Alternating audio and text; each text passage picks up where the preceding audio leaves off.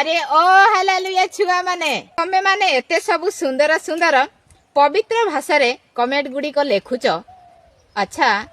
ए सब तम बाइबल रु कॉपी करी की आनिछ। ए भौणी को मु घरे बसिकी केते वीडियो करी करी बुझेली ए भौणी बुझिले नाही सेति पई मु सी जिंती जंगल रे जाईकी वीडियो करूची मु मध्य सेंती जंगल को आसीकी वीडियो करची होय तो ए वीडियो रे निश्चित भाବରେ से बुझिबो आ मु ताहा आशा करूची। आ प्रथमे तो आपण माने सुनंतु से कोन कोन कहिछि आ हम माने से विषय रे ताकू रिप्लाई देबा। जेति की सब वीडियो ख्रिस्टियन मानन को विरुद्ध रे करिछि से समस्त वीडियो रे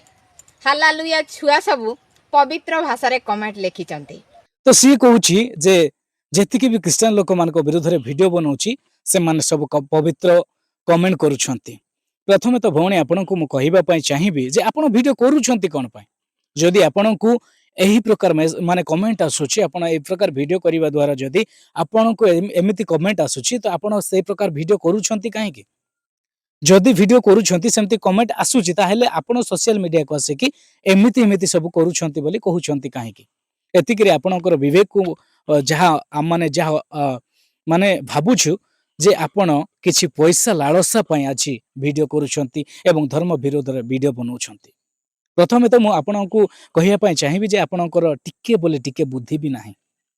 आ कोन कहछंती सुनिबा। ए ओ हालेलुया छुआ माने तमे माने एते सब सुंदर सुंदर पवित्र भाषा रे कमेंट गुडी को लेखुच। कोन कहिले आउ क्रिश्चियन लोक माने तो सुंदर सुंदर अछंती एते सुंदर सुंदर लोक माने किंतु आपण माननकु एते पवित्र कमेंट करूछंती। हेले सुंदर हेबा आ कमेंट करिवा भितरे बहुत फरक थाय मैडम। कारण जदि मन सफा अछि ताहेले मन जनकर जेमती सफा अछि से प्रकार कमेंट आसे आ सुंदर सही कथा तो अलगा कथा। हेले मु आपनकु गुटे कथा कहिया पई चाहिबी जे आपनकु जदि से कमेंट रे ते बाधुची ताहेले आपण से प्रकार वीडियो करूछंती काहे की। आ जदि करूछंती ताहेले से कमेंट को आपण माने लोकंक आगरे प्रकाश करूछंती काहे की। आपण भाबुछंती निजे गोटे सती देखै होछंती ना कोन। आपण जेमिति कमेंट जाक आसुची आपण जदि प्रकृत रे सेमति क्या नारी हे थांते जदि भलो झियो प्लेट हे थांते भलो माइग्नेट जदि हे थांते ताहेले आपण मानको निश्चित भाबरे से कमेंट गुडाक बाधी थांता। किंतु आपण जो प्रकार कहउछंती हसे की एतिकरे आपणकर चरित्र जणा पडुची जे आपण कोन जे मु आपनको कोनोसी प्रकार रे किछि खराब कहिबा पई चाहे नाही। किंतु आपनको मु गोटे कथा कहिबा पई चाहेबी जे सुधुरी जांतु भौणी सुधुरी जांतु आउ आपण गोटे नारी सेति पई मु आपनको कहूची नष्ट रे न पडंतु। आपनको जो खराब कमेंट जाको जो लोक माने करूछंती हमको मध्ये कष्ट लागुची जे आपण से प्रकार वीडियो करूछंती बोले आपनको से प्रकार कमेंट आसुची। कारण मनुष्य जहा बुने ताहा ही काटे। आ कोन कहिसंती आ माने सुनिबा। अच्छा ए सब तम बाइबल रु कॉपी करी की आनिछ ना तुम हजारे फादरन कोठू हजारे डीएनए आसी की नुआ आविष्कार हेछि। कोन कहिले आपण जे सेही पवित्र कमेंट गुडाक लोक माने बाइबल रु कॉपी करी आनी छंती ना आ काटू 100 हजार फादर मान कोठू आनी छंती। आपण ठीक से कथा कहउछंती। हेले मु आपनको गोटे कथा कहिया पई चाहिबी भौणी आ दर्शक मते आपण माने मध्य खराब भाबिबे नाही केही भी खराब भाबिबे नाही। कारण मु काहाकू धर्म विरोध वीडियो करू नाही किंतु भौणी को उचित जवाब देबा पई चेष्टा करूची। जो आपण जो आज एते क्रिश्चियन लोक मान को विरोध वीडियो बनौछंती विरोध करूछंती सेटा कोन आपण गीता भागवत महापुराण ए जाकुर आनी करी एठी पेस्ट करी करी आपण कहउछंती लोक मान को नाही ना। जे लोक माने कमेंट आउ धर्म ग्रंथ जोटा कि बाइबल भितरे जदी बहुत फरक अछि मैडम। आपण जो कहउछंती किछि किछि लोक मान को पय आज आपण जो बाइबल सहित तुलना करूछंती बाइबल सहित समान करूछंती आपण माने देखुथिबा दर्शक माने आपण माने सेतिकरे चिंता करंतु जे ई भौणी जनक तांकर टैलेंट केते आपण माने से विषय निश्चित भाव चिंता करि पारुथिबे। जे जनकर कमेंट सहित से गोटे धर्म ग्रंथ जीवंत बाइबल सहित तुलना करूची जीवित ईश्वर सहित तुलना करूची माने आपण माने भाबंतु आर बुद्धि केते। आ से कोन कहिछि माने सुनिबा। हां मु जाने ए वीडियो देखि की चित्कार करिवो किंतु से फंपा माठियार आवाज हुए सत किंतु से आवाज रो किछि मूल्य न थाए एडा माने रख। कोन कहिलो भौणी जे ए वीडियो देखिला पर अनेक लोक अनेक चित्कार करिवे आ कोन हेबे से माने फंपा माटीर आवाज हुए सत किंतु कोन हुए से आवाज रो किछि मूल्य न थाए। ପ୍ରଥମେ ଆପଣ ଦେଖନ୍ତୁ ଏ ଫଟୋ କାହାର ଦେଖିଲେ ନା ଏଇଟା ବି ସେ ମାଟିରେ ତିଆରି ହାଣ୍ଡି ସେ ହାଣ୍ଡି ଆପଣ ଧରିଛନ୍ତି ବୋଲି ସେ ପ୍ରକାର କହୁଛନ୍ତି ମାନେ ନିଜକୁ ଆପଣ ନିଜେ କହୁଛନ୍ତି ନା କଣ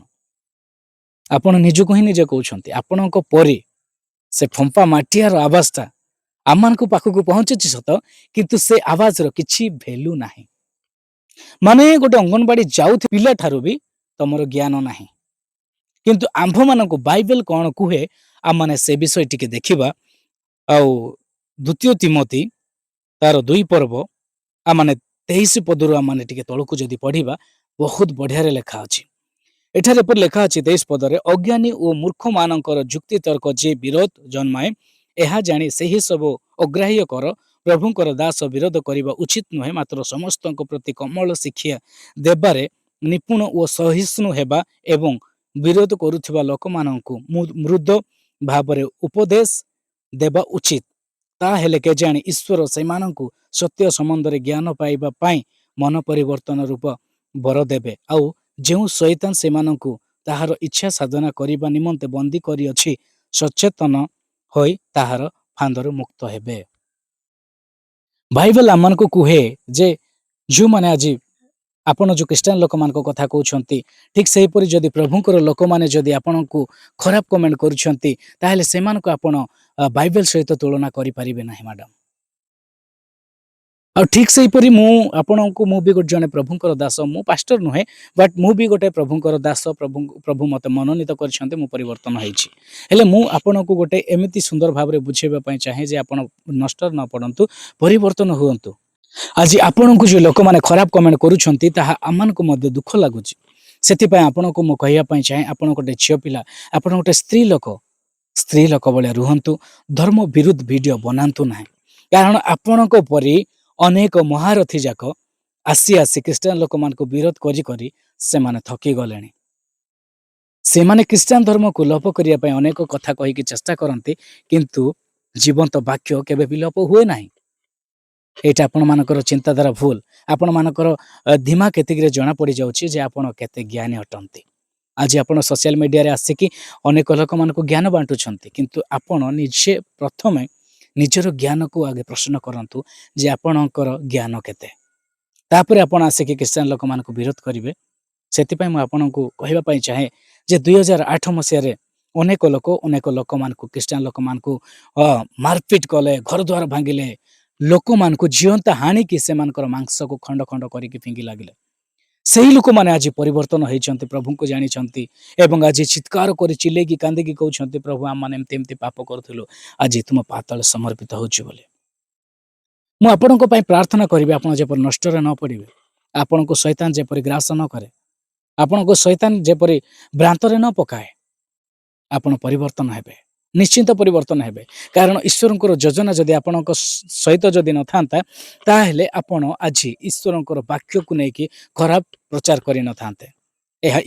ଈଶ୍ୱରଙ୍କର ଯୋଜନା ଆଉ ଆପଣ ଈଶ୍ୱରଙ୍କୁ ନିହାତି ଭାବରେ ଜାଣିବା ପାଇଁ ଚାହୁଁଛନ୍ତି ଆଉ ନିଶ୍ଚିନ୍ତ ଭାବରେ ଆପଣ ପରିବର୍ତ୍ତନ ହେବେ ଏହା ମୋର ନିଶ୍ଚିନ୍ତ ଗ୍ୟାରେଣ୍ଟି କଥା ଆଉ ଆପଣଙ୍କ ପାଇଁ ମୁଁ ପ୍ରାର୍ଥନା କରିବି ଆପଣ ନିଶ୍ଚିନ୍ତ ଭାବରେ ପରିବର୍ତ୍ତନ ହେବେ ତ ଦର୍ଶକ ବନ୍ଧୁ ଆପଣମାନଙ୍କୁ ଏହି ଭିଡ଼ିଓ ଭଲ ଲାଗିଥିବ ଯଦି ଭଲ ଲାଗିଛି ତାହେଲେ ନିଶ୍ଚିନ୍ତ ଭାବରେ ଭଉଣୀ ପାଖକୁ ଏହି ଭିଡ଼ିଓକୁ ସେୟାର କରନ୍ତୁ ଯାହାରି ଫଳରେ ସେ ଭଉଣୀ ବୁଝିବେ ଏବଂ ଆଜି ଅନେକ ଲୋକମାନେ ଏମିତି ଖ୍ରୀଷ୍ଟ ବିରୁଦ୍ଧ ଭିଡ଼ିଓ ବନାଉଛନ୍ତି ସେମାନେ ମଧ୍ୟ ନିଶ୍ଚିତ ଭାବରେ ସେମାନେ ମଧ୍ୟ ପରିବର୍ତ୍ତନ ହେବେ ଆଉ ଗୋଟେ କଥା ଆପଣମାନଙ୍କୁ କହିବା ପାଇଁ ଚାହେଁ ଆମମାନେ ହେଉଛି ସାଧାରଣ ମଣିଷ ଆମମାନେ କୌଣସି ଧର୍ମକୁ ଖରାପ କରିକି ଭିଡ଼ିଓ ବନେଇବା ଉଚିତ ନୁହେଁ ମୋର ପ୍ରିୟମାନେ କାରଣ ସେ ଭଗବାନ ମାନେ ଆମକୁ ନିର୍ମାଣ କରିଛନ୍ତି ଆମମାନଙ୍କୁ ସୃଷ୍ଟି କରିଛନ୍ତି ଆମମାନେ ସେମାନଙ୍କୁ ସମ୍ମାନ ଦେବା ଆବଶ୍ୟକ ଆମେ ସେମାନଙ୍କୁ ସୃଷ୍ଟି କରିନାହୁଁ ଯେ ଆମମାନେ ସେମାନଙ୍କୁ ବିରୋଧ କରିବା ସେମାନେ ଆମକୁ ସୃଷ୍ଟି କରିଛନ୍ତି ଯଦି ଜଣକୁ 10 ଲୋକ ମାନୁଛନ୍ତି ନା ତାହେଲେ ଆମେ ବି ସେ ତାକୁ ସମ୍ମାନ ଦେବା ଶିଖିବା ଆବଶ୍ୟକ ଅଛି କଣ ପାଇଁ ତାକୁ ମାନୁଛନ୍ତି ସେ ବିଷୟ ବି ଆମମାନେ ଜାଣିବାକୁ ପଡ଼ିବ ଆଜି ସମଗ୍ର ଦେଶରେ ଖ୍ରୀଷ୍ଟିଆନ ଲୋକମାନେ ପ୍ରଭୁ ଯୀଶୁଙ୍କୁ ମାନୁଛନ୍ତି ଆଉ ଆପଣ ଗୋଟେ ମୂର୍ଖ ଲୋକ ଭଳି ଆସିକିରି ଲୋକମାନଙ୍କୁ ଭ୍ରାନ୍ତ କରିବା ପାଇଁ ବସିଛନ୍ତି କିନ୍ତୁ ଏତିକିରେ ଆପଣଙ୍କର ବିବେକ ନିଶ୍ଚିତ ଭାବରେ ଆପଣଙ୍କୁ ବାଧା ଦେଉଥିବ ନିଶ୍ଚିତ ଭାବରେ ପରିବର୍ତ୍ତନ ହୁଅନ୍ତୁ ନଷ୍ଟରେ ନ ପଡ଼ନ୍ତୁ ଧନ୍ୟବାଦ।